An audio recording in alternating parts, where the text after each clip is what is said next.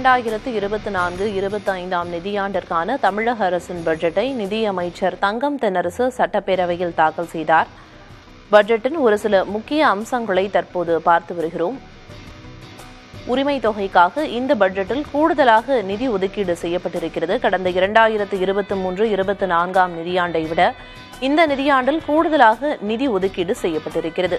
மேலும் சிங்கார சென்னை 2.0 திட்டத்திற்காக சென்ற நிதியாண்டை போலவே இந்த நிதியாண்டும் 500 கோடி ரூபாய் ஒதுக்கீடு செய்யப்பட்டிருக்கிறது. தமிழக அரசின் பட்ஜெட் தொடர்பான சிறப்பு விவாதத்தை மேற்கொள்ள இணைந்திருக்கிறார் தமிழனியன். இனி நீங்க தொடரலாம். நன்றி. தற்போது 2024-25 ஆண்டுக்கான நிதிநிலை அறிக்கையை அமைச்சர் தங்கம் தென்னரசு தாக்கல் செய்திருக்கின்றார். பல்வேறு விஷயங்கள் கிட்டத்தட்ட 2 மணி நேரத்துக்கு மேலாக அந்த நிதிநிலை அறிக்கையை அவர் தாக்கல் செய்திருக்கின்றார். குறிப்பாக அவர் தொடங்கும் பொழுது பல்வேறு முக்கிய விஷயங்களை வரலாற்றிலிருந்து சுட்டிக்காட்டியிருந்தார். முதலமைச்சர் மு க ஸ்டாலின் அவர்கள் பொறுப்பேற்றதற்கு பின்னர் அதிமுகவின் முன்னாள் தலைவர்களை பெருமளவுக்கு விமர்சிப்பதை தவிர்த்து வருகின்றார்கள். அதன் தொடர்ச்சியாக தான் முன்னாள் முதலமைச்சர் எம்ஜிஆரை மக்கள் திலகம் எம்ஜிஆர் என்று சொல்லி மக்கள் திலகம் எம்ஜிஆர் சத்துணவு திட்டத்திற்கு ஆற்றிய அவரது பங்கை நினைவு கூர்ந்தார். இப்படியாக பல்வேறு விஷயங்கள், குறிப்பாக ஏழைகளுக்கு வீடு, கல்விக்கான பல்வேறு உதவிகள், இலவச பேருந்து வசதிக்கான விரிவாக்கம், இப்படி தமிழில் மொழிபெயர்ப்பு, தொழில்நுட்ப நூல்களுக்கான மொழிபெயர்ப்பு, செயற்கை நுண்ணறிவுக்கான ஒரு இயக்கம், இப்படி பல்வேறு விஷயங்களை அறிவித்திருக்கின்றார். இதை குறித்து பேசுவதற்காக, விரிவாக அலசுவதற்காக நம்மோடு 2 விருந்தினர்கள் இணைந்திருக்கிறார்கள்.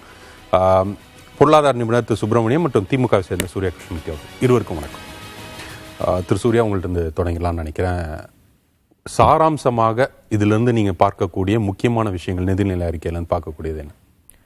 இல்லை, நீங்கள் இந்த தொடக்கத்தில் சொன்னீங்க மக்கள் திலகம் எம்ஜிஆர்னு சொல்லியிருக்கிறாங்க அப்படின்ட்டு. அதனுடைய ஆளுநர் உரையிலேயே புரட்சி தலைவர் எம்ஜிஆர்ங்கிற வாசகம் இருந்தது. அதனுடைய தொடர்ச்சியாக தான் இந்த ஸ்டேட்மெண்ட் இருக்குன்னு நினைக்கிறேன். அடுத்து இந்த பட்ஜெட்டுடைய ஹைலைட் அப்படின்னா நிறைய அவுட்கம் இந்த பட்ஜெட் பேசியிருக்கு. உதாரணத்திற்கு, வெறும் நாங்கள் இவ்வளோ கோடி செலவு பண்ணோம், இவ்வளோ கோடி செலவு பண்ண போகிறோம், இல்லை இந்த திட்டங்கள்லாம் அறிமுகப்படுத்துகிறோம், இந்த திட்டங்கள்லாம் செயல்படுத்த போகிறோம் அப்படின்னு சொல்கிறத தாண்டி அவுட்கம்ஸை இந்த பட்ஜெட் எப்படி பேசியிருக்குன்னா, உதாரணமாக விடியல் பயணம் அப்படின்னு அந்த மகளிருக்கான இலவச பயணம் குறித்து பேசுகிற போது ஒரு வருஷத்துக்கு இதுவரைக்கும் 444 கோடி பயணங்கள் மேற்கொள்ளப்பட்டிருக்கு. அதில் டெய்லி ஆவரேஜ் டிராவல் உமனுக்கு 50 லட்சம் பேர் பயணிக்கிற அளவிற்கு இது உயர்ந்திருக்குன்னு சொல்லியிருக்காங்க. உதாரணமாக 40%, இந்த ஸ்கீம் இன்ட்ரடியூஸ் பண்ணுறதுக்கு முன்னாடி 40% இருந்த ஃபீமேல் டிராவலர்ஸ் இப்போ 65% அதிகரிச்சிருக்காங்க அப்படின்ட்டு ஒரு அவுட்கம் இந்த பட்ஜெட் முன்வைக்குது. அதே போல் புதுமை பெண் திட்டத்தை எடுத்துக்கிட்டோம்னா 2,73,000 பெனிஃபிஷியரி இதில் இருக்காங்க. ஆனால் இதுவரைக்குமான ஆவரேஜ் ஆனுவல் ஒவ்வொரு ஆண்டும் பெண்கள் கல்லூரியில் சேர்கிற அந்த எண்ணிக்கையிலிருந்து இந்த கடந்த 2 ஆண்டுகள் அந்த திட்டம் அறிமுகப்படுத்தப்பட்ட பிறகு 34,460 பேர் கூடுதலாக சேர்ந்திருக்கிறாங்க. இது 34% அதிகம் அப்படிங்கிறத சொல்லியிருக்கு. அதே போல் காலை சிற்றுண்டி திட்டத்தை அறிமுகப்படுத்திட்டு அந்த காலை சிற்றுண்டி திட்டத்தை பொறுத்த வரைக்கும் கிட்டத்தட்ட 1,500 பள்ளிகளில் 10% வரைக்கும் அட்டண்டன்ஸ் ரெகுலராக இருக்கிறது அப்படிங்கிற ஒரு அவுட்கமையும் சொல்லியிருக்கிறாங்க. இந்த மாதிரி அவுட்கமை முன்வைக்கக்கூடிய ஒரு பட்ஜெட்டாக இந்த பட்ஜெட் இருக்கிறது. எல்லா பகுதிகளையும் வளர்ச்சியினுடைய பங்குதாரர்களாக மாற்றுவதற்கு தென்பகுதிக்கான சிறப்பு ஒதுக்கீடு, டெல்டாவுக்கான சிறப்பு ஒதுக்கீடு என்று இந்த பட்ஜெட்டில் கவனம் செலுத்தப்பட்டிருக்கிறது. சரி, இதில் ஒரு தேர்தலை எதிர்கொள்கின்றது திமுக. நாடாளுமன்ற தேர்தல் ஒரு முக்கியமான தேர்தல். அப்படி இருக்கும் பொழுது பல்வேறு இலவசங்கள், பல்வேறு மக்கள் நலன் சார்ந்த திட்டங்கள் அப்படியெல்லாம் இருக்குன்ற எதிர்பார்ப்புகளை சிலர் முன்வைத்தார்கள். அந்த மாதிரி விஷயங்களை பூர்த்தி செஞ்சிருக்கிறாங்களா, இல்லை அது தேவைப்படாது, அதை தாண்டி அனைத்து மக்களுக்குமான சமத்துவத்தை ஒரு நிலைநாட்டும் விதமான பல்வேறு விஷயங்களை செய்வோம், இலவசங்கள் டார்கெட்டடாக கொடுப்பது என்பது அதை தாண்டி நாம் கடந்து வர வேண்டும் அப்படின்ற முடிவை எடுத்திருப்பாருன்னு நினைக்கிறீங்களா? இல்லை, அப்படி இல்லை. சோஷியல் வெல்ஃபேர் ஸ்கீம்ஸில் எந்த இடத்துலையும் நிதியை குறைக்கல. எல்லா சோஷியல் வெல்ஃபேர் ஸ்கீமுக்கான நிதியுமே அதிகம் தான் படுத்தியிருக்கிறாங்க, எக்ஸ்டெண்ட் பண்ணியிருக்கிறாங்க. ஏற்கனவே இதுவரைக்கும் கொடுக்கப்பட்ட சோஷியல் வெல்ஃபேர் ஸ்கீம்ஸ் எல்லாம் எக்ஸ்டெண்ட் பண்ணியிருக்கிறாங்க. உதாரணமாக புதுமை பெண் திட்டம்ங்கிறது இதுவரைக்கும் அரசு பள்ளிகளுக்கு மாணவர்களுக்கு மட்டுமானதாக இருந்தது. இப்போ அது அரசு உதவி பெறும் பள்ளிகளுக்கு எக்ஸ்டெண்ட் பண்ணியிருக்கிறாங்க. காலை சிற்றுண்டி திட்டம் அரசு பள்ளிகளுக்கு மட்டுமா இருந்துச்சு. இப்போ அதை வந்து அரசு உதவி பெறும் பள்ளிகளுக்கு எக்ஸ்டெண்ட் பண்ணியிருக்கிறாங்க. விடியல் பயணத்தை பொறுத்த வரைக்கும் இது வரைக்கும் நகர பேருந்துகளில் மட்டும் இருந்துச்சு. இப்போ மலைவாழ் பகுதிகளுக்கு அதை எக்ஸ்டெண்ட் பண்ணியிருக்கிறாங்க. நான் முதல்வர் திட்டத்தில் வந்து அடிஷ்னல் கோர்சஸ் இன்ட்ரடியூஸ் பண்ணியிருக்கிறாங்க. அதே போல வீடு கட்டும் திட்டம் புதிதாக 3.5 லட்சம் ரூபா கிராண்ட் கொடுக்கிற 1 லட்சம் வீடுகள் புதிதாக கட்டப்படும் அப்படிங்கிற அந்த அறிவிப்பு இந்த பட்ஜெட்ல இருக்கிறது.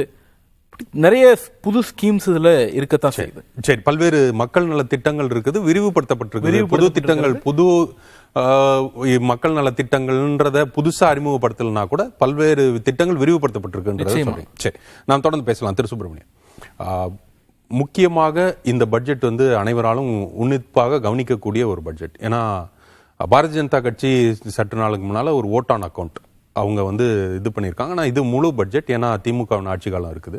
அப்படி இருக்கும் பொழுது இந்த பட்ஜெட்டுக்கும் மத்திய அரசு கொடுத்துருக்கக்கூடிய ஒரு விஷனுக்கும் தமிழ்நாட்டில் இங்கே தமிழ்நாட்டு பட்ஜெட்டுக்கான விஷனுக்குமான வித்தியாசம் என்னன்னு பார்க்குறேன்? வித்தியாசம் பார்க்கவே இல்லை. நான் ஆக்சுவலாக ரெண்டுமே ஒரே நோக்கில் தான் பயணிக்கிற பட்ஜெட்டாக பார்க்குறேன். ஏன்னா மத்திய அரசாங்கத்தில் கொடுத்த நிதிநிலை அறிக்கையிலும் கவர்ச்சி திட்டங்கள் எதுவும் இல்லை. ஏன்னா அவங்களுக்கும் ஒரு கான்ஃபிடென்ட் இருக்குது, அவங்க வந்து ஆட்சி அமைச்சிடுவோன்னு சொல்லிட்டு தான் பேசுகிறாங்க எல்லாரும். அதே மாதிரி இங்கே தமிழகத்துலையும் பார்த்தீங்கன்னா இவர்களுக்கும் வந்து கருத்து கணிப்புலாம் வருது. அதனால் வந்து நல்ல சிக்னிஃபிகன்ட் ஷேரில் வந்து 39 சீட்டு வின் பண்ணுவோன்ற மாதிரி தான் கருத்து கணிப்பு வர்றதுனால ஒரு நிர்பந்தம் இல்லை. 2 அரசாங்கங்களுக்கும் நிர்பந்தம் இல்லாததுனால கவர்ச்சிகரமான திட்டங்கள் எதுவுமே இல்லை. அதுதான் மத்திய நிதிநிலை அறிக்கையும் பார்க்குறேன், இங்கே மாநிலத்திலையும் தான் பார்க்குறேன். ஆனால் இப்போ வந்து இவங்க எக்ஸ்டெண்ட் பண்ணியிருக்காங்க. எல்லாம் என்னென்ன ஸ்கீம்ஸ் கொடுத்தாங்களோ அதெல்லாம் வந்து எக்ஸ்டெண்ட் பண்ணியிருக்கிறாங்க. வரவேற்கத்தக்கக்கூடிய ஒரு விஷயம் என்னன்னு பார்த்தீங்கன்னா, இந்த நித்தி ஆயோக் கொடுத்த ரிப்போர்ட்டை வந்து எடுத்து அதை வழிமொழிந்து 2.2% மக்கள் வந்து வறுமை கோட்டிற்கு கீழே இப்போதைக்கு இருக்கிறாங்க தமிழகத்தில். ரொம்ப குறைவான சதவிகிதம் தான். அதை வந்து வரவேற்கக்கூடியது. இன்னும் 2 வருடங்களில் வந்து 5 லட்சம் ஃபேமிலிஸ் வந்து வெளியில் வந்துருவாங்க அப்படின்றத வந்து தகவல் கொடுத்துருக்கிறார். அது வரவேற்கத்தக்கக்கூடிய விஷயம். ஏன்னா இப்போ நம்ம 8 கோடி மக்கள் இப்போ இருக்கோம் அப்படின்னா 2.2ன்னு பார்த்தீங்கன்னா ஒரு 16 லட்சம். அதான் அவர் அழகாக சொல்கிறார், 5 லட்சம் குடும்பங்கள் இன்னும் ஒரு 2 வருடங்களில் வெளில வந்துடுவாங்க. ஸோ அப்படின்ற போது அது ஒரு நல்ல ஒரு வளர்ச்சி. அதாவது மத்திய அரசாங்கமும் மாநிலம் இணைந்து செயல்படுகின்ற திட்டங்கள் மூலமாக. முன்னாடி என்ன சொன்னாங்க அப்படின்னா, நித்தி ஆயோக் கொடுக்குற ரிப்போர்ட்லாம் தப்பான ரிப்போர்ட்டு, அவங்க எடுத்துக்கொண்ட காரணிகள் தப்பு அப்படின்னாங்க. ஆனால் அதை வந்து இப்போ உள்வாங்கி கொண்டு அதை வந்து ஆமோதித்தார்கள். அது வந்து வரவேற்கத்தக்கக்கூடிய விஷயம். இன்னொன்று பார்த்தீங்கன்னா, அந்த மத்திய அரசாங்கத்திலேருந்து மாநிலங்களுக்கு வருகின்ற வரி பார்த்தீங்கன்னா உயர்ந்து கொண்டு இருக்கிறது. அதை வந்து அழகாக வந்து கோடிட்டு காமிச்சிருக்காரு. 41,000 கோடி வந்து இந்த வருஷம் பட்ஜெட் பண்ணினோம். ஆனால் ஆக்சுவலாக எங்களுக்கு வந்தது வந்து 44,000 கோடி. அடுத்த வருடம் வரப்போகிறது வந்து 49,000 கோடி ஷேர் ஃப்ரம் சென்ட்ரல் டாக்ஸஸ் தமிழகத்திற்கு. ஸோ அது மாதிரி வரும்போது வருவாய் உயர்ந்து கொண்டு இருக்கிறது. அதன் மூலமாக திட்டங்களை செலவு பண்ண முடியுது. ஸோ அதுதான் பார்க்குறேன். இதில் வந்து நல்ல ஒரு அக்செப்டன்ஸ் இருக்கு. அதாவது மத்திய மாநில அரசுகளிடமான ஒரு சுமூகமான உறவு முறை இருக்கு. கண்டிப்பாக. அதாவது நிதி வரவில்லை அப்படின்னாங்க, நிதி வருகிறதுன்றதை வந்து ஆமோதித்திருக்கிறார்கள். இன்னும் டீட்டெயில்டாக வரும்போது தெரியும் எவ்வளோ பணம் வந்திருக்கு அப்படின்னு தெரியும். ஸோ அவர்கள் வரவில்லை அப்படின்றார்கள், வந்திருக்கு, அதாவது வஞ்சிக்கவில்லை என்றதை வந்து உதாரணமாக காட்டியிருக்காங்க. சரி, பெரிய அளவுல வந்து மத்திய அரசு மீதான குற்றச்சாட்டுகள் இல்லை. அப்படிதான் பார்க்கிறேன். இல்ல, இதுல ஆரம்ப கட்டத்தில் வந்து இந்த பேரிடர் நிதியை வந்து மத்திய அரசு கொடுக்கல அப்படின்ற என்னோட ஒரு விண்ணப்பம் என்னன்னா, அந்த பேரிடருக்காக எவ்வளவு செலவு பண்ணினாங்க அப்படின்றத வந்து தனியா வந்து அடிக்கோட்டு காமிச்சாங்கன்னா, இப்போ 45,000 கோடி வந்து அடுத்த வருஷம் வந்து ரெவென்யூ டெபிசிட் வரும்னு சொல்லியிருக்கிறாங்க. அதில் வந்து இல்லை இந்த வருஷம் 38,000 கோடி வரும்னு சொல்லியிருக்கிறாங்க. அதில் வந்து இந்த பேரிடருக்காக எவ்வளோ நம்ம செலவு பண்ணினோம் அதை மட்டும் தனியாக வச்சுட்டு, இந்த அரசாங்கம் செயல்பட்டதன் மூலமாக மக்களுக்கு மானியங்களை கொடுத்ததன் மூலமாக எவ்வளோ ரெவென்யூ டெபிசிட் வந்திருக்கு அப்படின்னா அதுக்கு தான் இந்த அரசு பொறுப்பேற்க வேண்டும். பேரிடருக்கு தனியாக வச்சிருவோம். மத்திய அரசாங்கத்தில் அவங்க வந்து டிஸ்கஷனில் இருக்கிறாங்க, அப்புறம் மேலே கீழே போவாங்க, வாங்கிட்டு வருவாங்க. அந்த மட்டும் தனியாக வைத்து விட்டு இந்த அரசாங்கம் செயல்பட்டதனால் அடுத்த வருஷம் செயல்பட போகிற 24-25 என்னென்ன திட்டங்களை கொண்டு வர போகிறார்கள், அதன் மூலமாக ரெவென்யூ டெபிசிட் எவ்வளவு வரப்போது அது கொடுத்தீங்கன்னா மக்களுக்கு ஒரு புரிதலாக இருக்கும். சரி, சூர்யா கிருஷ்ணமூர்த்தி, இன்னொரு முக்கியமான விஷயம், ஒரு 7 அம்சங்களை அவர்கள் கோடிட்டு காட்டி இதுதான் வந்து இந்த பட்ஜெட்டுக்கான எதிர்பார்ப்பு, இந்த நிதிநிலை அறிக்கைக்கான எதிர்பார்ப்பு அப்படின்றத அவர்கள் சொல்லியிருந்தாங்க. இதை குறித்து பேசுவோம். இதை குறித்து பேசுவதற்கு முன்னதாக நம்மோடு ஓய்வு பெற்ற IAS அதிகாரி பாலச்சந்தர் அவர்கள் இணைந்திருக்கிறார். சார் வணக்கம். இந்த நிதிநிலை அறிக்கையில் உங்களுடைய ஃபர்ஸ்ட் ரியாக்ஷன்ஸ், நீங்கள் இதை எப்படி பார்க்குறீங்க? திரு சுப்பிரமணியம் கோடிட்டு காட்டினது போல பல்வேறு கவர்ச்சிகர திட்டங்கள் இல்லை. ஒரு தேர்தலுக்கான ஆண்டில் கவர்ச்சிகர திட்டங்களை நாம் எதிர்பார்க்கலாம், அப்படி இல்லை. ஆனால் ஒருவேளை இது பிராக்டிக்கலாக நாம் செயல்படுத்தக்கூடிய விஷயங்களை சொல்லியிருக்கிறாங்கன்னு நினைக்கிறீங்களா? இதில் இருக்கக்கூடிய சிறப்பு அம்சங்கள், முக்கிய அம்சங்களா நீங்கள் இதை பார்க்குறீங்க? இல்லை, வாட் இஸ் பாசிபிள்ங்கிறத பற்றி பேசியிருக்காங்க. அதுக்கப்புறம் தேர்தலுக்கான கவர்ச்சிகரம் அப்படின்னு சொல்லி பேசாம மக்களுடைய நன்மைக்கு எது தேவைன்னு சொல்லி பார்த்து அவங்க சொல்லியிருக்காங்கிறது பாராட்டுதற்குரியது. இந்த ஒருங்கிணைந்த வளர்ச்சி அப்படிங்கிறது வந்து தமிழ்நாட்டுக்கு கிடைச்ச ஒரு வரப்பிரசாதம். ஏன்னா ஜஸ்டிஸ் பார்ட்டி காலத்திலிருந்து இந்த இந்த நாட்டுடைய அரசுகள் எல்லாமே இந்த ஒருங்கிணைந்த வளர்ச்சி அப்படிங்கிற நம்பிக்கை உள்ளவங்களா இருந்தாங்க. ஜஸ்டிஸ் பார்ட்டியா இருக்கட்டும், அடுத்து வந்த இவர் ஓமந்தூர் ராமசாமி ரெட்டியார், காமராஜ் இந்த காங்கிரஸ் காலமா இருக்கட்டும், அடுத்து அண்ணா, கலைஞர், அப்புறம் திராவிட கட்சிகள் எல்லாருமே. சில பேர் வந்து திராவிட கட்சியில இருந்தும் இதுல வந்து எந்த அளவுக்கு கவனம் செலுத்த நம்பிக்கை வச்சாங்கன்னு தெரியாது. ஆனா அது இல்லாம இங்க வந்து பாலிடிக்ஸ் பண்ண முடியாது அப்படிங்கிறது அவங்களுக்கு தெரியும். திராவிட முன்னேற்ற கழகத்தை பொறுத்த மட்டும் ஒரு வரவேற்க தகுந்த அம்சம், கடைக்கோடி மக்களை பற்றி எப்பொழுதுமே கவனம் செலுத்தி இருக்கிறார்கள். அதில் அவர்களுக்குள்ள அக்கறையை பத்தி யாரும் வந்து குறை சொல்ல முடியாது. திட்டங்கள் நிறைவேற்றுவதில் மேலிருந்து கீழே வரைக்கும் 100 பேர் இருக்காங்க இம்ப்ளிமெண்டேஷன்ல. சில பேர் வந்து சரியா நிறைவேற்றாம இருக்கலாம். அதற்கு வந்து மாற்று ஏற்பாடுகள் செய்ய வேண்டிய தேவை ஏற்படலாம். ஆனால் த பேசிக் ஐடியா ஆஃப் பிளானிங் அப்படிங்கிறது வந்து இன்டகிரேட்டட் பிளானிங் அப்படிங்கிறது அது இதுலயே வந்து ரொம்ப தெளிவா வந்து வெளிப்படுது. சென்னையில ஆரம்பிச்சு கடைக்கோடி வரைக்கும் இவங்க வந்து திட்டங்கள் வந்து நகரங்களுக்கு, சிற்றூர்களுக்கு அப்படி சொல்லி திட்டம் தீட்டியிருக்காங்க. அதே மாதிரி பெண்களுக்கு, நலிந்தவர்களுக்கு, ஏழை எளியவர்களுக்கு அப்படிங்கிற திட்டம். தமிழுக்குன்னு சொல்லி ஒரு திட்டத்துல ஆர்டிபிஷியல் இன்டெலிஜென்ஸ் வந்து பயன்படுத்தணுங்கிறதுக்காக பணம் ஒதுக்குறது வந்து வரவேற்க தகுந்தது. முக்கியமான விஷயம் என்னன்னா, இந்த விஷயத்துல தமிழுக்குன்னு செய்யறதுல வந்து ரொம்ப கவனம் செலுத்தணும். ஏன்னா கீழடி மியூசியத்திலோட ஒற்றுப்பிள்ளையோட நிறைய வாக்கியங்கள் இருக்கு, அதெல்லாம் வந்து கவனிக்கணும். தமிழ் பேராசிரியர்களை வச்சு அவைகளை எல்லாம் சரி செய்ய வேண்டும். தமிழ் நூல்களை மொழிபெயர்க்கணும்னு சொல்றாங்க, சிலப்பதிகாரம், மணிமேகலை, இதுலயும் கவனிக்க வேண்டியது. திருக்குறள் வந்து தனியார் பல பேர் வந்து மொழிபெயர்த்திருக்காங்க பல மொழியில. அட்ராசியஸ், அதாவது திருக்குறளுடைய ஸ்பிரிட்டே இல்லாம மொழிபெயர்த்த பல மொழிகளை பார்க்க வேண்டியிருக்கு. இது தவிர்க்கப்பட வேண்டும். அரசு செய்யறதுனால 2 மொழியிலும் வல்லுநர்களாக உடையவர்களை மட்டுமே அமர்த்தி இந்த பணியை செய்ய வேண்டும். அதே மாதிரி சிலப்பதிகாரம், மணிமேகலையும் பண்றவங்க வளையாபதியும் பண்ணலாம். அது வந்து நம்முடைய 50 காப்பியங்கள்ல ஒரு காப்பியம். மொழி வளர்ச்சி, இன வளர்ச்சி, மொத்தமான தமிழர் வளர்ச்சி அப்படிங்கிறதுக்கான ஒரு சிறந்த எடுத்துக்காட்டா வந்து இந்த பட்ஜெட் இருக்கு. இம்ப்ளிமெண்டேஷன் அப்படிங்கிறதுல வந்து ரொம்ப கவனம் செலுத்தணும். இவங்க செலுத்துவாங்க அப்படிங்கிற நம்பிக்கை இருக்கு. இதுவரைக்கும் இவங்க ஃபங்க்ஷன் பண்ணது நீங்க உங்களுக்கு முதற்கட்ட பார்வையாக, அதாவது இம்ப்ளிமெண்டேஷன் வரும்பொழுது நீங்க வந்து ஒடுக்கப்பட்ட நிதி அனைத்திற்கும் போதுமான அளவுல இருக்குது, ஓரளவுக்கு நம்ம செய்ய முடியும் அப்படின்னு நீங்க பார்க்கறீங்களா? ஒரு சின்ன உதாரணத்துக்கு நீங்க குறிப்பிட்ட செயற்கை நுண்ணறிவு விஷயத்தை நீங்க குறிப்பிட்டீங்க. அதுல அவர்கள் வந்து அந்த மாதிரியான செயற்கை நுண்ணறிவு, நேச்சுரல் லேர்னிங் ப்ராசஸ், இதே மாதிரியான ஆர்டிபிஷியல் இன்டெலிஜென்ஸ்க்கான பல்வேறு விஷயங்களை உரித்த நிறுவனங்கள் அமைப்பதற்கு ஒரு 5 கோடி ரூபாய் நிதி ஒதுக்கப்பட்டிருக்கிறது. இந்த மாதிரியான நிதி வந்து ஒரு ஸ்டார்ட் பண்ணி விடுறதற்கான நிதியாக நாம் பார்க்கிறதா, அல்லது ஒரு அளவுக்கு நாம் சில விஷயங்களை செய்து முடிக்க முடியும், சாதிக்க முடியும் அப்படின்னு பார்க்கிறதா? மற்ற நீங்க குறிப்பிட்ட அனைத்து விஷயங்களுக்குமான நிதி ஒதுக்கீடு என்பது உங்களுக்கு திருப்திகரமா இருக்குதா, செயல்படுத்த முடியும்னு நினைக்கிறீங்களா? நிதி ஒதுக்கீடு திருப்திகரமா இருக்கணும்னா ஒன்றிய அரசு கொடுக்க வேண்டிய பணத்தை கொடுக்கணும். அதை மீறி இவங்க தடைகளை மீறிய வளர்ச்சி திட்டங்கள்னு சொல்லி சரியா தான் சொல்லியிருக்காங்க. ஆர்டிபிஷியல் இன்டெலிஜென்ஸ்க்கு இது இன்ட்ரோடக்டரி தான், அறிமுகம் தான். இன்னைக்கு 5 கோடியா இருக்கிறது, அடுத்த பட்ஜெட்ல அவங்க 50 கோடி கொடுக்க வேண்டிய தேவை வரலாம். ஏன்னா ஒரு தடவை வந்து இவர் வந்து பில் கேட்ஸ் வந்து சொன்னாரு, இன்ஃபர்மேஷன் டெக்னாலஜி நாங்க எந்த அளவுக்கு வேகமா வளர்ந்திருக்கிறோமோ அந்த அளவுக்கு மோட்டார் இண்டஸ்ட்ரி வளர்ந்திருந்தது என்றால் இதுல இருந்து லண்டன்ல இருந்து ஆக்ஸ்போர்டுக்கு போறதுக்கு 2 நிமிஷம் தான் வேணும். நம்ம ஊர் பாஷையில சொல்றதுன்னா சென்னையில இருந்து கோயம்புத்தூர் போறதுக்கு 5 நிமிஷம் தான் வேணும். இன்ஃபர்மேஷன் டெக்னாலஜி வளர்ந்த அளவுக்கு உங்களுக்கு டிரான்ஸ்போர்ட் செக்டர் வந்து வளர்ந்திருந்ததுன்னா then you can understand artificial intelligence வந்து எந்த குவாண்டம் ஜம்ப் எடுக்கும் அப்படின்னு நம்மளால வந்து உணர முடியும். இன்னைக்கு இதை துவக்கி இருக்காங்கிறது ரொம்ப மகிழ்ச்சியான ஒரு விஷயம். we become aware of the latest things that are happening around us அப்படிங்கிறது ரொம்ப முக்கியம். தொடர்ந்து நம்ம வந்து we have to innovate continuously and constantly to remain in the race. எர்வான்னு சொல்லி ஏன் ஃபாஸ்டர் எழுதினாரு. ஒருத்தன் ஓடிக்கிட்டே இருப்பான், இன்னொருத்தன் கேட்பான் நீ எவ்வளவு ஓடினாலும் இருந்த இடத்துல தான் நிக்கிற, எதுக்கு ஓடுறேன்பா. இவன் சொல்லுவான் நான் ஓடிக்கிட்டே இல்லைன்னா இருந்த இடத்த விட்டுருவேன்ப்பா அப்படின்னு சொல்லுவான். அது மாதிரி இன்னைக்கு உள்ள உலகத்துல வந்து ஆர்டிபிஷியல் இன்டெலிஜென்ஸ் எல்லாம் வந்து ரொம்ப வேகமா வளரக்கூடிய ஒரு துறையா இருக்கு. இதுல வந்து மேன் இன்டென்சிபிகேஷன் எந்த அளவுக்கு இருக்கணும், எங்க இருக்கணும், எந்த அளவுக்கு குறைக்கணும், இதெல்லாம் பெரிய பிரச்சனைகளை உருவாக போகுது. அதை இன்னைக்கே இவங்க வந்து இது ஒரு முக்கியமான துறையை கண்டறிஞ்சு பட்ஜெட்ல வந்து இனிஷியல் ப்ரொவிஷன் கொடுத்திருக்காங்க. இது இனிஷியல் ப்ரொவிஷன் தான், இன்னும் மிக அதிகமாக கொடுக்க வேண்டிய நிலைமை வரலாம். அதே மாதிரி பல துறைகள்ல இவங்களுக்கு நல்ல முறையில செலவழிக்கிற ஆற்றல் இருக்கு. தமிழ்நாடுடைய நிர்வாக கட்டுமானம் வந்து மிகச் சிறப்பான ஒரு கட்டுமானம். ஆனா இவர்களுக்கு தேவையான நிதி இல்லை. ஒரு அளவுக்கு மேல மக்கள் மேல வரி விதிக்க முடியாது. அதே சமயம் வரி விதிக்கிறது ஒரு வழி இல்லைன்னு சில செக்டர்ல வரி விதிக்கணும்.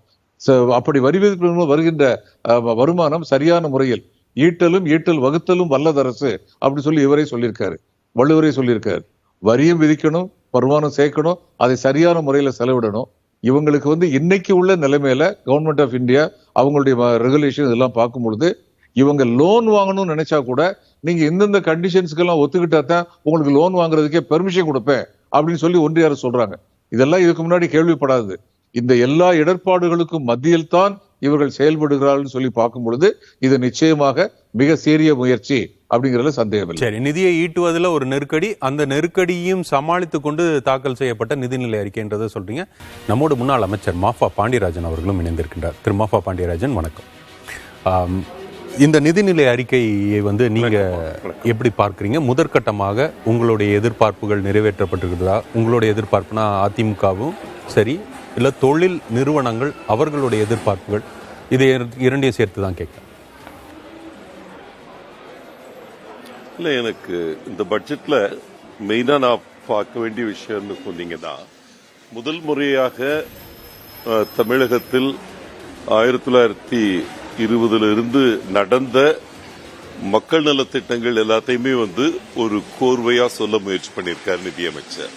அப்படி பண்றப்போ வந்து அந்த 20 திட்டங்கள் முல்லை பெரியாறுல இருந்து மேட்டூர் அணையிலிருந்து இது போல பெருந்தலைவருடைய அந்த மதிய உணவு திட்டத்திலிருந்து அவ்வளவு இதை சொல்லி இருக்கிறப்போ இந்த தமிழகத்தை சுதந்திர இந்தியாவில் தமிழகத்தை அதிகமா ஆட்சி செய்த அனைத்து இந்திய அண்ணா திராவிட முன்னேற்ற கழக ஆட்சியில அந்த 30 ஆண்டுகள்ல ஒரே ஒரு திட்டத்தை மட்டும் சொல்லியிருக்காங்க, புரட்சி தலைவருடைய சத்துணவு திட்டத்தை மட்டும் சொல்லியிருக்கிறாங்க.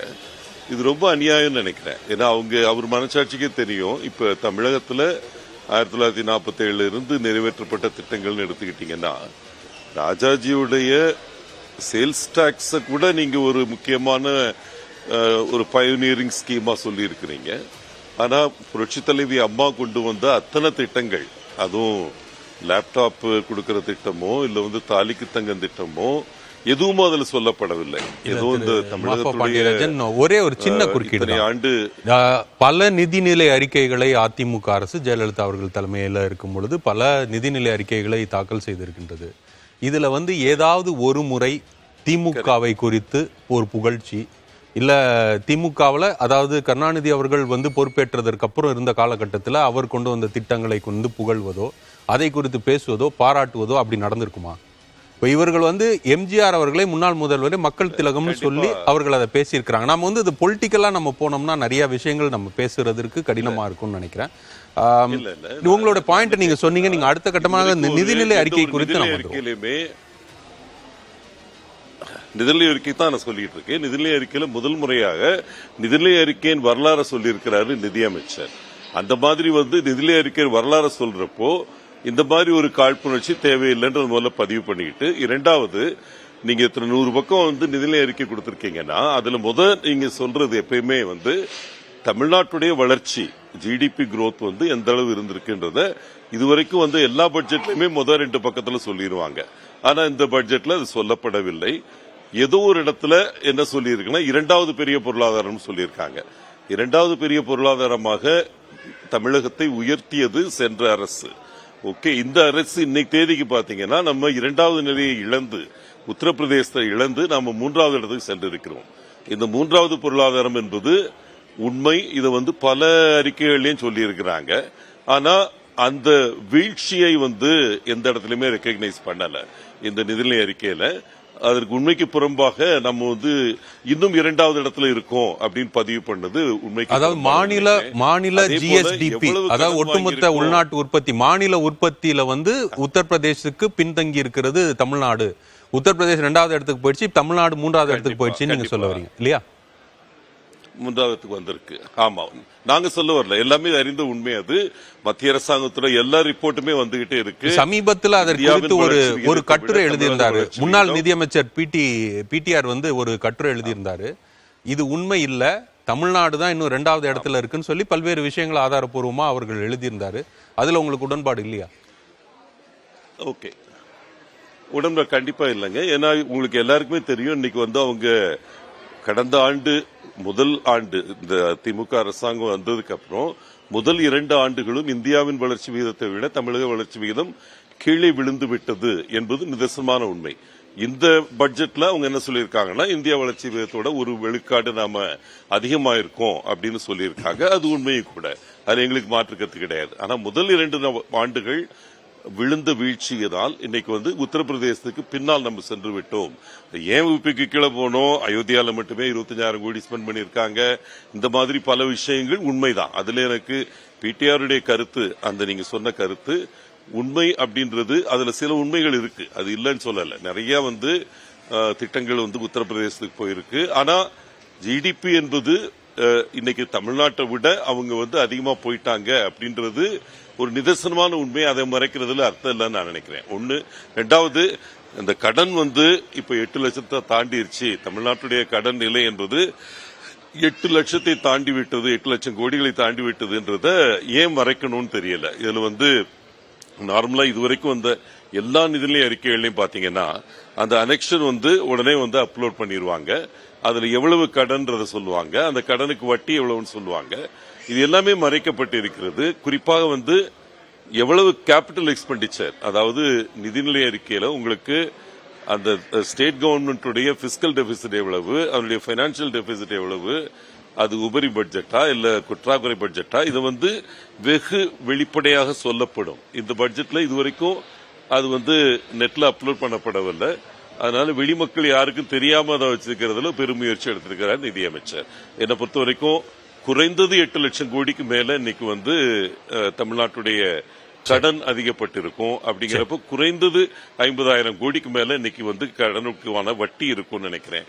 அந்த எந்த முயற்சியும் இல்லாம பெரிய அளவுக்கு பண்பாடு சார்ந்து தமிழ் மொழி சார்ந்து 10 பக்கம் எழுதியிருக்கிறாரு. அதுல வந்து மொத்தமே அந்த 10 பக்கத்துல சேர்த்து பாத்தீங்கன்னா நிதி ஒதுக்குனது பாத்தீங்கன்னா 65 கோடி கீழே தான். ஒரு 65 கோடிக்கு அவங்க ஒதுக்கிட்டு நிதி ஒதுக்கிட்டு இந்தியாலே எல்லா மாநிலங்களையும் அதிகமா இங்கதான் ஒதுக்குறோம்னு சொல்றது நியாயம் கிடையாது. நீங்க தொல்லியல் துறைக்கு இதுல பாத்தீங்கன்னா மொத்தமே அவங்க ஒதுக்கி இருக்கிறது 5 கோடி தான் ஒதுக்கி இருக்காங்க. ஆனா அவங்க என்ன சொல்றாங்க, இந்தியால வேற என்ன மாநிலத்துக்கும் இவ்வளவு ஒதுக்குனது இல்ல அப்படின்னு சொல்றாங்க. உங்களுக்கு தெரியும், இப்ப அயோத்தியால மட்டுமே தொல்லியல் அகழ்வாய்வுக்கு அவங்க செலவு பண்ணது ஒரு வருஷத்துக்கு 300 கோடிக்கு மேல செலவு பண்ணிட்டு இருக்காங்க. இதுபோல உண்மைக்கு புறம்பான பல செய்திகளை பதிவு செய்து, குறிப்பாக கீழடின்னு ஒரு 10 பக்கத்துல எழுதியிருக்கிறாங்க. அந்த கீழடிய கொண்டு வந்ததே அம்மாவின் ஆட்சின்றதை எங்கேயுமே பதிவு பண்ணல. இதுதான் நான் சொல்றது, உண்மைக்கு புறம்பான பல விஷயங்கள். மாஃபா பாண்டியராஜன், அதாவது ஒரே ஒரு விளக்கம், அயோத்தியால மட்டும் 100 கோடிக்கு மேல அகழாய்வு பணிகளுக்கு அவங்க செலவிடுறாங்க அப்படின்னு சொல்றீங்க. அது அகழாய்வு பணிகள்னா அயோத்தியால அதிலிருந்து நம்ம வந்து அவுட்கம் கண்டெடுக்கப்பட்டது என்னவாக இருக்கின்றது? ஒருவேளை அங்க வந்து பழமையான ஒரு நாகரிகத்தையோ இந்த ஒரு டேட்ல இந்த மாதிரியான விஷயங்கள், அந்த மாதிரியான அவுட்கம் எதுவும் அட்லீஸ்ட் பிரிலிமினரி அவுட்கம் ஏதாவது இருக்குதா? இல்ல நீங்க எதை குறிப்பிடுறீங்க? இல்லைங்க, நான் என்ன சொல்லியிருக்கேன்னா, இதுல மத்தியமைச்சர் என்ன சொல்லியிருக்கிறாரு, இந்தியாவிலே எல்லா மாநிலங்களிலையும் அதிகமா தொல்லியல் துறைக்கு செலவு செய்வது தமிழகம் அப்படின்னு ஒரு பெருமையா சொல்லியிருக்கிறாரு. நானும் தேடி பார்த்தேன், ஒருவேளை நிறைய அதிகப்படுத்திட்டாங்களோ பட்ஜெட்னு பார்த்தோம்னா 5 கோடி செலவு பண்ண போறோம்னு சொல்லியிருக்காங்க. 5 கோடி ஒரு 3 லட்சம் கோடி பட்ஜெட்ல 5 கோடி நீங்க செலவு பண்றீங்க. இதுதான் இந்தியாலே அதிகமா அப்படின்னு சொல்றீங்க. இது வந்து பெருமைன்னு எனக்கு தெரியல. அந்த கீழடியில நீங்க வந்து இன்னைக்கு அந்த மியூசியம் உருவாக்கி இருக்காங்கன்னா அந்த மியூசியத்துக்கு ஃபண்டு ஒதுக்குறது அம்மாவின் ஆட்சி, எடப்பாடி அவருடைய ஆட்சியில ஒதுக்கி இருக்கு. நீங்க அதை கெட்டி முடிச்சிருக்கிறீங்க. அதுக்கு அடுத்து வந்து ஓபன் ஏர் மியூசியம் கிரியேட் பண்ண போறோம்னு சொல்றீங்க. அதுக்கு மொத்தமே எவ்வளவு 12 கோடி தான் நீங்க ஒதுக்கி இருக்கீங்க. நாங்க அன்னைக்கே 17.5 கோடி ஒதுக்கி இருக்கோம் அந்த இடத்துக்கு. அதனால இது வந்து யாரோ பெத்த பிள்ளைக்கு பேர் வைக்கிற மாதிரி ஒரு முயற்சியா எனக்கு படுதுங்க. ஏன்னா இதுல எந்த விதத்திலையும் வந்து நீங்க பட்ஜெட்டை உயர்த்தல. அதனால நீங்க சொல்றது மற்ற பல விஷயங்களும் நீங்க நீட்ஸ் ஸ்கீம் எடுத்து பேசியிருக்கீங்க. நீட்ஸ் திட்டம்ன்றது முதல் தலைமுறை தொழில் முனைவோர்கள் மேம்பாட்டு, அதை குறித்து தொடர்ந்து பேசலாம். இதை குறித்து இன்னும் விரிவாக போட்டு அதற்கு முன்னதாக நம்ம அந்த கேள்வியை சூர்யா கிருஷ்ணமூர்த்தி கேட்டுருவோம். நீங்க சொன்னது, அதாவது கடன் குறித்து அங்க வந்து அதற்கான விளக்கம் இல்ல, கொஞ்சம் வெளிப்படை தன்மை இல்ல, சில புள்ளி விவரங்கள் சரியாக இல்லை அப்படின்னு சொல்றீங்களா? அதை குறித்தான விளக்கம் கேட்டலாம் சூர்யா கிருஷ்ணமூர்த்தி. எவ்வளோ ரூபா கடனுக்கான வட்டி சுமை இவ்வளோ அப்படின்றது ஒரு முக்கியமான புள்ளி விவரமாக இருக்கணும். அந்த விவரமே இல்லை. நீங்கள் சொல்லக்கூடிய சில விஷயங்களில் தமிழ்நாட்டு வந்து 2வது பெரிய பொருளாதாரமாக இந்தியாவில் இருக்குது மாநில அளவில் அப்படின்றது தவறான புள்ளி விவரம் அப்படின்றத சொல்கிறார். சில தவறுகள் இருக்குதா? இல்லை, அப்படிலாம் கிடையாது. அதாவது அதுக்கு முன்னாடி சார் வந்து ஒன்றிய அரசினுடைய நிதி பகிர்வு வந்து உயர்ந்திருக்குன்னு பட்ஜெட் ஒத்துக்குது அப்படின்னு சொன்னாங்க சுப்பிரமணியன் சார். அது என்ன அப்படின்னா, ஒன்றிய அரசு மாநிலத்திற்கு கொடுக்கக்கூடிய நிதியினுடைய அளவு சதவீத கணக்கில் எந்த உயர்வும் கிடையாது. ஏன் 41,600 கோடி ரூபா எஸ்டிமேட் இருந்தது எக்ஸ்பெக்டட், ஆனால் அது 45,000 கோடியாக உயர்ந்திருக்கு, ஒரு 3,500 கோடி அதிகமாக இருக்கு அப்படின்னா, யூனியன் கவர்மெண்டோட ஜிஎஸ்டி எக்ஸ்பெக்டட் வந்து 96 லட்சம் கோடி, ஆனால் கிடைச்சது வந்து 107 லட்சம் கோடி.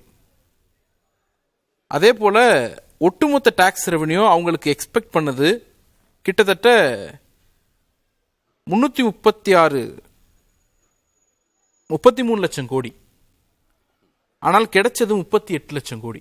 அப்ப இந்த ரெவென்யூ இன்க்ரீஸ்னால ஏற்பட்ட அவுட்கம் தான் அந்த 3,500 கோடி. பட்ஜெட் நேரடியாக யூனியன் கவர்மெண்ட் கிரிட்டிசைஸ் பண்ணியிருக்கு. எங்களுக்கு வந்து ஜிஎஸ்டியினுடைய காம்பன்சேஷனால 20,000 கோடி இழப்பு ஏற்பட்டிருக்கு, மெட்ரோவுக்கு நிதி கொடுக்காதனால ஆண்டுக்கு இந்த ஆண்டு 9,000 கோடி, அடுத்த ஆண்டு 12,000 கோடி நாங்கள் செலவு பண்ண போகிறோம், அது மாநிலத்துக்கு பேர்டன் ஆயிருக்கு.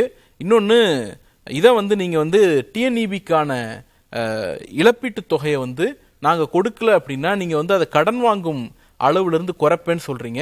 இது இன்ஜஸ்டிஸ் அப்படின்ட்டு நேரடியான குற்றச்சாட்டுகளை இந்த பட்ஜெட் முன்வைக்க தான் செஞ்சிருக்கு. மஃபாய் சார் சொன்னாங்க கடன் வந்து அதிகரிச்சிருக்கிறது அப்படின்னாங்க.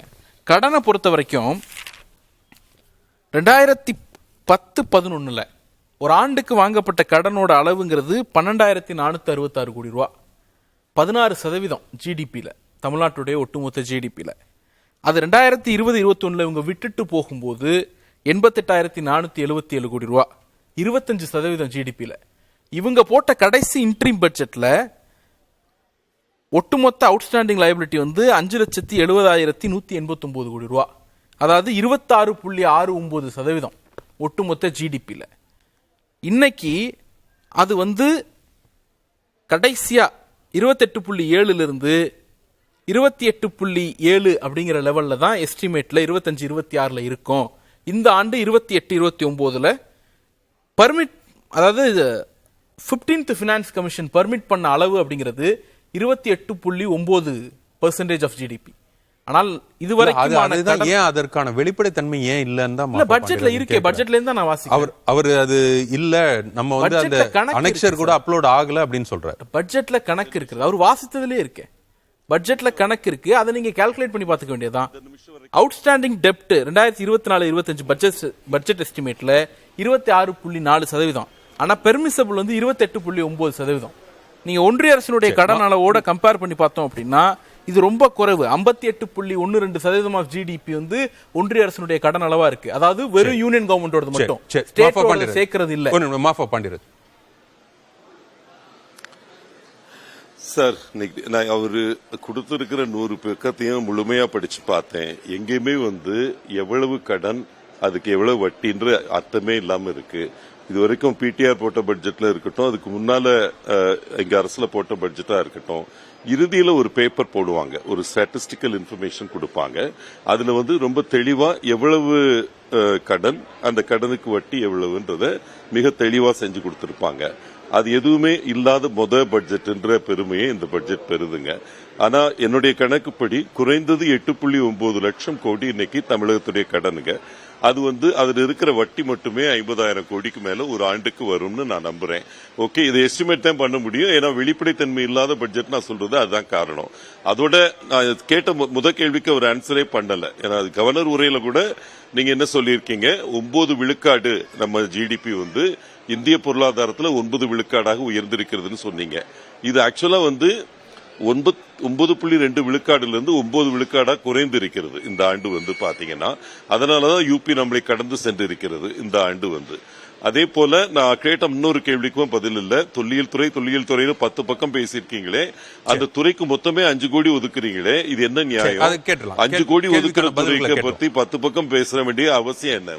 சூர்யாகிருஷ்ணன், தொல்லியல் துறை ஒதுக்கீடு வந்து இந்த பட்ஜெட்ல அதிகப்படியான ஒதுக்கீடு அப்படின்னு சொல்லல, ரிலவென்ட் டு மற்ற சப்ஜெக்டோட கம்பேர் பண்ணி மற்ற மாநிலங்களினுடைய ஒதுக்கீட்டோட தான் கம்பேர் பண்றாங்க. அயோத்தியால 300 கோடிக்கு பண்றாங்கன்னா அது யார் பண்றா? மாநில அரசினுடைய எக்ஸ்பெண்டிச்சரா? யூனியன் கவர்மெண்டோட எக்ஸ்பெண்டிச்சர் இருக்குல்ல. அப்ப தமிழ்நாட்டுக்கு யூனியன் கவர்மெண்டோட எக்ஸ்பெண்டிச்சர் எவ்வளவுங்கிறத கேள்வியை அதிமுக முன்வைக்காது. அங்கதான் பிரச்சனை உங்களுக்கு. இன்னொன்னு என்ன கேட்கிறேன், 65 கோடி செலவு செஞ்சிட்டு இருந்த தமிழக அரசாங்கம் இன்னைக்கு 5 கோடி செலவு பண்றீங்க. 65 கோடி நான் அமைச்சரா இருந்தப்போ தொல்லியல் துறைக்கு ஒதுக்கப்பட்ட பணம் 65 கோடி.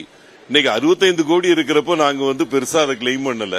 ஆனா நீங்க 5 கோடிக்கு ஒதுக்கிட்டு நீங்க இந்தியாவிலே நாங்க தான் முதன்மை மாநிலம் சொல்றது முறையா? அப்ப மற்ற மாநிலங்களோட கம்பேர் பண்ணுங்க கூட இன்னைக்கு பாத்துறோமே. நீங்க சொல்றது ஃபேக்சுவலா அந்த ஸ்டேட்மெண்ட் தப்பா? 5 கோடி ரூபாய் அதாவது தொல்லியல் துறைக்கு ஒதுக்கீடு பண்ணதை விட மற்ற மாநிலங்கள் அதிகமா ஒதுக்கீடு பண்ணிருக்காங்க நீங்க சொல்றீங்களா? தங்கம் தென்னரசு அவர்கள் சொன்னது தவறுன்னு சொல்றீங்களா? கண்டிப்பா. அது எந்த மாநிலம் சொல்லுங்க. எந்த ஒரு 2 மாநிலம் சொல்லுங்க. நம்ம தமிழ்நாடோட அதிகமா ஒதுக்கீடு செஞ்சது எவ்வளவுன்னு சொல்லுங்க.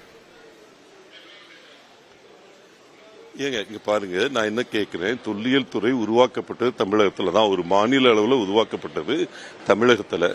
அது திமுக பீரியட்ல 1 கோடி கூட ஒதுக்கப்படாத துறைக்கு அம்மா அவர்கள் பொறுப்பெடுத்து வந்ததுக்கு அப்புறம் கடந்த 8 ஆண்டுகளாக அந்த துறைக்கு குறைந்தது 10 கோடி, அதிகபட்சம் 65 கோடி ஒதுக்கப்பட்டது. நீங்க சொன்னது தங்கம் தென்னரசு அவர்களுடைய ஸ்டேட்மென்ட் தவறுனா மத்த மாநிலங்கள்ல அதிகமா ஒதுக்கி இருக்கணும்ல, அது எந்த மாநிலம் சொன்னீங்கன்னா புரிஞ்சுக்கலாம் இல்லையா?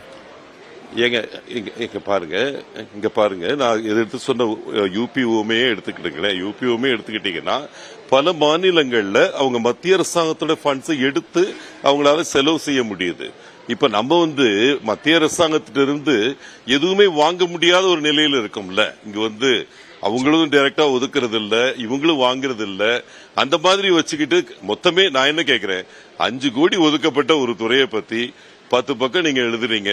இதுதான் இந்த பட்ஜெட்டுடைய அடிப்படையான எங்க அதிகமா செலவுகள் செய்யப்படுகிறதோ அந்த செலவுகள் பேசப்படவில்லை. நிதிநிலை அறிக்கைன்றது என்னங்க? எங்கிருந்து வருமானம் வரப்போகுது, எங்கிருந்து செலவு செய்ய போறோம், அதனால எவ்வளவு கடன் வாங்க போறோம், அதுக்கு எவ்வளவு வட்டி கட்ட போறோம், இது மக்கள் தலையில இன்ஃபிளேஷனாக விலைவாசி உயர்வாக எப்படி விடிய போகுது, இதைத்தானே பார்க்கணும். அது எதுவுமே இல்லாம திட்டங்கள் சொல்லிக்கிட்டு இருக்கிறது முறையில்லை. சூர்யா கிருஷ்ணமூர்த்தி, ஒரு இடைவேளை எடுக்கணும். இடைவேளைக்கு அப்புறம் தமிழ்நாடு பொருளாதாரம் உத்தரப்பிரதேசுக்கு பின்தங்கி இருக்குதான்றது 5 கோடிங்கிறதுமே முதல்ல தவறான தகவல், 10 பக்கம்ங்கிறது தவறான தகவல். பண்பாடுங்கிற தலைப்பிலே 3 பக்கம் தான் அவங்க படிச்சிருக்கிறாங்க. அந்த 5 கோடி அப்படிங்கிறது அகழ்வாராய்ச்சிக்கு மட்டும்தான். இன்னொன்னு, பண்பாடு கீழடி அகழாய்வுல ஓப்பன் ஏர் மியூசியமுக்கு 17 கோடி ரூபா, தேசிய கடல்சார் தொழில்நுட்ப நிறுவனம் பல்கலைக்கழகத்துக்கு 65 லட்சம் ரூபான்னு பல்வேறு வகைமையில ஒதுக்கீடுகள் இருக்கு. அந்த ஒரு சப்ஜெக்ட் மட்டும் தான் சொல்றாங்க. அப்படி ஒரு சப்ஜெக்ட்னா வேற எந்த மாநில அரசு தன்னுடைய சொந்த நிதியிலிருந்து 5 கோடி ரூபாய்க்கு மேல ஒதுக்கி இருக்கு அப்படிங்கிற தகவலை சார் சொல்லணும். கேள்வி இருக்கு. திரு மாஃபா பாண்டியராஜன், நீங்க இதற்கு பதில் சொல்லணும்னா நீங்க பதில் சொல்லிருங்க, அதுக்கப்புறம் ஒரு இடைவேளை எடுத்துடலாம். இல்ல என்னை பொறுத்த வரைக்கும் நான் என்ன கேட்கிறேன், முதல்ல எந்த பட்ஜெட்லயுமே வருமானம் எவ்வளவு, செலவு எவ்வளவு, கடன் எவ்வளவு, வட்டி எவ்வளவுன்னு இல்லாத பட்ஜெட் இருந்தாங்க. ஏன்னா அதுல எதுவும் அதை பத்தி பேசல. இது வரைக்கும் எந்த இதுலயும் அப்லோட் ஆகல. அவங்க இந்த விஷயம் இவ்வளவு வெளிப்படைத்தன்மை இல்லாத ஒரு பட்ஜெட் நான் முறையா பாக்குறேன். இரண்டாவது, ஏன்னா அவங்க அதை சொல்றதுக்கு வழியே கிடையாது. ஏன்னா அவங்க எவ்வளவு கடன்றத முதல்ல சொல்லாம வளர்ச்சியும் சொல்லாத ஒரே பட்ஜெட் இதுதான். ஏன்னா எவ்வளவுதான் வளர்ச்சி இருந்திருக்கு பொருளாதாரத்துல, அதையும் காணும். இவ்வளவு வளர்ச்சி இருக்கு, இதுல நம்ம இவங்களுக்கு பின்தங்கி இருக்கோம். ஏன்னா நம்ம மகாராஷ்டிராவுக்கு அடுத்து நம்ம தமிழ்நாடு 2வது இடத்துக்கு வந்தது 2012வது ஆண்டு. 2012வது ஆண்டு அம்மாவோட 2வது பட்ஜெட்ல தான் நம்ம அதை அறிவிச்சோம். ஓகே, இப்போ 10 ஆண்டுகள் கழித்து நாம் ஓரிடம் பின்தங்கி 3வது இடத்துக்கு சென்றிருக்கிறோம் தான் சென்ட்ரல் மெசேஜிங்க. அதை கவுண்டர் பண்ணிட்டு திரு பாலச்சந்திரன், உத்தரப்பிரதேச பொருளாதாரம் தமிழ்நாடு பொருளாதாரத்தை இருக்கிறது அப்படின்ற ஒரு கேள்வி இருக்கின்றது. சரி, அதை திரு சூர்யா கிருஷ்ணமூர்த்தி உங்களிடமே வச்சிடலாம். அதை நீங்க முடிச்சிருங்க, அதுக்கப்புறம் சுப்பிரமணியன். சார், எந்த டேட்டா அடிப்படையில் உத்தரப்பிரதேசத்தினுடைய பொருளாதாரம் தமிழ்நாட்டினுடைய பொருளாதாரத்தை விட எக்ஸீட் ஆயிடுச்சுன்னு சொல்றாங்கன்னு தெரியல. அண்ணாமலை பல பேட்டிகளை சொல்லிட்டு இருக்கிறார், அதை ரெஃபர் பண்ணி சொல்றாங்க அப்படின்னு நான் நினைக்கிறேன். ஏன்னா எந்த அபிஷியல் டேட்டாவும் நம்மள்ட்ட இல்லை. ஏன்னா ஸ்டேட் கவர்மெண்ட்டினுடைய பட்ஜெட் எஸ்டிமேட்டை கம்பேர் பண்ணி பார்த்தாலும் அப்படி கிடையாது, ஆர்பிஐ உடைய சோர்ஸ் கம்பேர் பண்ணி பார்த்தாலும் அப்படி கிடையாது. வேற எந்த சோர்ஸ் அடிப்படையில் மொஃபாய் சார் வந்து அதை சொல்றாங்க, அண்ணாமலை தான் ரெஃபரன்ஸா அப்படிங்கிறத கேட்டு தெரிஞ்சுக்கணும். தகவல் படி பார்த்தோம் அப்படின்னா 2022-23 உத்தரப்பிரதேசத்தினுடைய ஜிடிபி அப்படிங்கிறது 22.57 லட்சம் கோடி. ஆனால் தமிழ்நாட்டுடைய ஜிடிபிங்கிறது 23.64 லட்சம் கோடி. அதே நீங்க அந்த பிசிக்கல் இயர் 2023-24 உத்தரப்பிரதேசத்துக்கு 24.39 லட்சம் கோடி, தமிழ்நாட்டுக்கு 28.3 லட்சம் கோடி.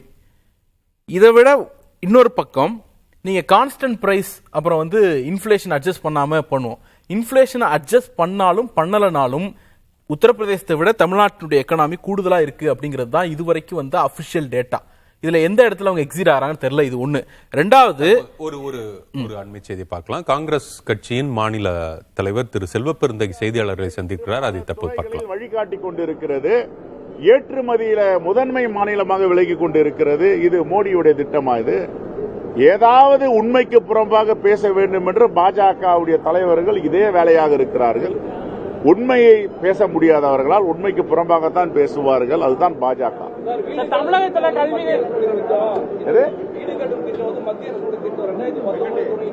வீடு கட்டும் திட்டம் இருங்க, நான் சொல்றேன். அதுக்கு பேரு prime minister Awas Yojana, PMAY.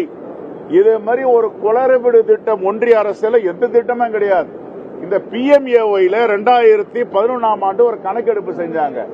இந்த கணக்கெடுப்பு செஞ்சு இறந்தவர்கள் பெயரை நீக்க முடியவில்லை, புதிய பயனாளிகளை சேர்க்க முடியவில்லை. பெரிய குளறுபடி நடந்துட்டு இருக்கு இந்த திட்டத்தில். Total failure union government. அது மட்டும் இல்ல, இந்த PMAYல ஒன்றிய அரசு திட்டம் எப்படி சொல்ல முடியாத? கொண்டு வந்தது நீங்க. ஆனா நிதி தமிழ்நாடு அரசு 65 விழுக்காடு கொடுக்குது. ஆனா அங்க பாத்தீங்கன்னா இது PMAY திட்டம் எல்லா வீடுகளையும் எழுதியிருக்கோம். நாங்க பொது கணக்கு குழு போகும்போது அதை கண்டிச்சு சொல்லி இருக்கோம். இது மாண்புமிகு தமிழக அரசின் முதலமைச்சருடைய நிதியளிப்பு 65 விழுக்காடு இருக்கிறது. மேஜர் இன்வெஸ்ட்மெண்ட் கான்ட்ரிபியூஷன் வந்து தமிழ்நாடு அரசு. ஆனா அதுக்கு பேரு PMAY. இப்போ சட்டப்பேரவை தொடங்கிய நாள்ல இருந்தே காங்கிரஸ் சட்டமன்ற உறுப்பினர் விஜயதாரணி வந்து சட்டப்பேரவைக்கு வராமலே இருக்காங்க. அதுக்கான காரணம் என்ன சார்? அந்த அம்மா வந்து 3 முறை சட்டமன்ற உறுப்பினராக இருந்திருக்கிறார், வழக்கறிஞர். இந்த பாஜக வந்து புள்ள பிடிக்கிறவனுங்க கிராமத்துல சொல்லுவாங்க, பிள்ளைங்க எல்லாம் வெளியான மாட்டாங்க, புள்ள பிடிக்கிறோம் புள்ள பிடிச்சிருப்போம். அது மாதிரி யார் யாரெல்லாம் திறமையா இருக்கிறாங்களோ, யார் யாரெல்லாம் விவரமா இருக்கிறாங்களோ அவங்கள பிடிக்கலாமான்னு வலை வீசுவாங்க. அவர்கள் வீசும் வலைக்கு எங்களுடைய சட்டமன்ற உறுப்பினர் விஜயதரணி சிக்க மாட்டார். விவரமானவர், புத்திசாலி. அவருடைய உச்சநீதிமன்றத்தில் வழக்கு இருக்கிறது. அந்த வழக்கை நடத்துவதற்காக அவர் 5 நாட்களாக புதுடெல்லியில் இருக்கிறார். உடனே பாஜகவுடைய தலைவர்கள் அணுகி சேர்த்துக் கொள்ளலாமா என்று துடிக்கிறார்கள். அது நடக்காது. காங்கிரஸ்ல விஜயதாரணி அதிருப்தியில் இருப்பதாக சொல்லப்படுது. உண்மையா அதிருப்தி தானா? ஏங்க, ஒரு அதிருப்தியும் கிடையாதுங்க. 3 முறை சட்டமன்ற உறுப்பினரா இருந்திருக்காங்க. எங்களோட மகிழ்ச்சியோடு இருந்தவர் தான் நேற்று வரைக்கும். என்ன அதிருப்தி இருக்கு? எல்லாரும் கொடுத்திருக்காங்க. காங்கிரஸ் கட்சியின் மாநில தலைவர் செல்வப்பெருந்தகை புதிதாக பொறுப்பேற்றிருக்கின்றார். அவர் செய்தியாளர்களை சந்தித்தை பார்த்தோம். நாம் தொடர்ந்து பேசலாம். திரு சூர்யா கிருஷ்ணமூர்த்தி, நீங்க முடிச்சிருக்கோம். அதான் தொடர்ந்து வந்து எந்த டேட்டாங்கிறது தான் நம்முடைய கொஸ்டினா இருக்கு. அபிஷியல் டேட்டா எல்லாத்துலயுமே தமிழ்நாட்டை விட உத்தரப்பிரதேசனுடைய பொருளாதாரம் குறைவா இருக்கிறது தான் இருக்கு. அண்ணாமலையினுடைய கிளைம் மட்டும்தான் தமிழ்நாட்டை விட உத்தரப்பிரதேசம் எக்ஸீட் ஆயிருக்கு அப்படிங்கிறது. சார் எந்த அபிஷியல் டேட்டாவை கோட் பண்றாங்கன்னு மட்டும் கேட்டு சொல்லுங்க. சரி, திரு சுப்பிரமணியன், நீங்க இந்த நிதிநிலை அறிக்கையில மற்ற பல்வேறு விஷயங்களும் வந்து செயல்படுத்தக்கூடிய விஷயங்களாக இருக்கின்றதா உங்களுடைய பார்வை? சுருக்குமாச்சு. என்னோட ஒரே ஒரு அப்சர்வேஷன், முக்கியமா இந்த தமிழ் புதல்வன் அப்படின்னு சொல்லிட்டு ஒரு திட்டம் அறிவிச்சிருக்காங்க, வரவேற்கக்கூடிய திட்டம். அதாவது 1000 ரூபாய் 6வதுலேருந்து 12வது படிக்கிற அரசு பள்ளி மாணவர்களுக்கு கொடுக்கறதுக்கு ஒரு 360 கோடி ரூபாய் வந்து திட்டம் ஒதுக்கியிருக்கிறாங்க. 360 கோடி ரூபாய் அப்படின்ற போது ஒரு 3 லட்சம் மாணவர்கள் இதில் பயன்பெறுவாங்க. வரவேற்கக்கூடிய திட்டம். ஏன்னா வந்து இப்போ அடுத்த வருஷம் என்ன ஆகும்னா, நிறைய வந்து அரசு பள்ளியில் வந்து என்ரோல்மெண்ட் ஜாஸ்தியாகும். அதற்குண்டான கட்டமைப்புகளுக்காக ஒரு நிதி ஒதுக்கீடு இருக்கான்னு பார்க்கணும்.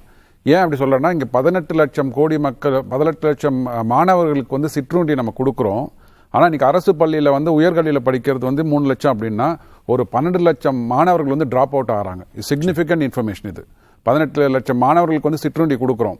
ஆனால் இன்னைக்கு தமிழ் புதல்வன் என்ற திட்டம் வந்து ஒரு 3 லட்சம் மாணவர்களுக்கு தான் நம்மளால கொடுக்க முடியுது. அப்படின்னா 3 லட்சம் மாணவர்கள் மட்டும் தான் அரசு பள்ளியில் படிக்கிறாங்களா அப்போ 18 லட்சம் என்பது 3 லட்சமாக குறைந்து விட்டதா? இல்ல, அது ஒரு வைக்கக்கூடிய ஒரு திட்டமா அவங்க அரசு பள்ளி மாணவர்கள் அனைவருக்கும் சொல்லியிருக்காங்க. அதனால தான் சொல்றேன். அப்படின்னா அப்ப 18 லட்சம் அப்படியே இங்க திருப்பி 15 லட்சமா வந்தது அப்படின்னா உங்களுக்கு நிதி ஒதுக்கீடு நிறைய வேணும். சரி, இது நல்ல திட்டம். ஆனா 360 கோடி மட்டும் தான் ஒதுக்கி இருக்கிறாங்க. அப்படின்னா 3 லட்சம் மாணவர்கள் மட்டும் தான் பயன்பெறுவார்கள்.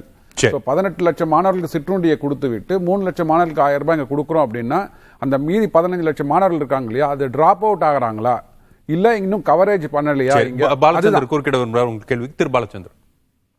இல்ல 18 லட்சம்ங்கிறது உங்களுக்கு பிரைமரி ஸ்கூல்ல இருந்து எல்லாருக்கும் காலையில சிற்றுண்டி கொடுக்குறாங்க. அப்ப கிளாஸ் 1ல இருந்து கிளாஸ் 12 வரைக்கும் எத்தனை செக்ஷன் இருக்கு? இது கொடுக்கறது ஹையர் செகண்டரி தானே கொடுக்குறாங்க இந்த திட்டம்.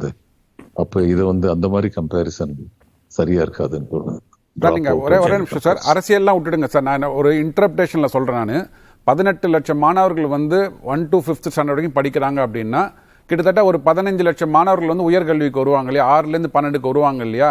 ஆனா இப்ப 360 கோடி ரூபாய் ஒதுக்கீடு பண்ணினதுன்னு கால்குலேட் பண்ணி பார்த்தீங்கன்னா 12,000 வகுத்தா 3 லட்சம் மாணவர்கள் தான் வராங்க. அதுதான் இது நீங்க அரசியல் விட்டுடுங்க சார். அப்படி இல்ல சார். இப்போ சின்ன வகுப்புல இருந்து ஒரு 7 வருஷம் படிக்கக்கூடிய மாணவர்கள் எல்லாரும் ஒரே வருஷத்துல உயர்நிலைக்கு போயிருவாங்களா? இல்ல இல்ல இது 10வது முடித்தவர்கள் தானே அடுத்த நிலைக்கு போறாங்க. இயர்லி அவுட்லே சொல்றேன் நான் உங்களுக்கு. சரி, அதனால சொல்றேன் நான் உங்களுக்கு. சரி சரி, சுருக்கமா ஒரு 18 லட்சம் மாணவர்கள் அப்படிங்கிறது 1ஆவதுல இருந்து 5ஆவது வரைக்குமான 5 கிளாஸ் டிவைட் பண்ணிக்கங்க. அப்போ உங்களுக்கு ரஃப்லி என்ன ஒரு 3-4 லட்சம் இது வரப்போகுது. அடுத்தது 3 லட்சம் வச்சுக்கோங்க. அவுட்கமும் 3 லட்சம் ஈக்குவலண்டா தான் இருக்கு. இது 2வது தகவல். இன்னொன்னு வேற ஸ்கீம்லயும் உங்க பெனிஃபிஷியரி வரைக்கும் 3 லட்சம் அப்படின்னா 5 வகுப்புகள் இருக்கு, 6 வகுப்புகள் இருக்குன்னா அதை 6ஆல வகுத்தீங்கன்னா 50,000 தானே மாணவர்கள் வருவாங்க. சரி, மொத்த மாணவர்கள் சொல்றாங்க. இல்ல சார், அவர் 10ஆவதுல இருந்து 11ஆவதுக்கு போறவர்கள் நீங்க சொல்ற அந்த ஒரு வகுப்பு தானே சார் அங்க மேல போறாங்க. 6ல இருந்து 12 3 லட்சம் அப்படின்னா எத்தனை கிளாஸஸ் இருக்காங்க? சரி, இங்க 6 கிளாஸ் இருக்கு. அப்போ ஒரு கிளாஸ்க்கு 50,000 மாணவர்கள். ரைட்டா? முடிக்கலாம் இந்த விவாதத்தை. நம்ம இன்னைக்கு இரவு வச்சுக்கலாம்னு நினைக்கிறேன். 3 லட்சம் ஒரு வகுப்புக்கு 3 லட்சங்கிறது அதே 3 லட்சம் கேரி ஓவர் ஆனிச்சுன்னா 12வது இந்த விவாதத்தை நம்ம தொடர்ந்து இன்னைக்கு இரவுல நேர்பட பேசல விவாதிப்போம். விருந்தினர்கள் அனைவருக்கும் நன்றி. மீண்டும் ஒரு நிகழ்ச்சியில் சந்திக்கலாம் நண்பர்களே. வணக்கம்.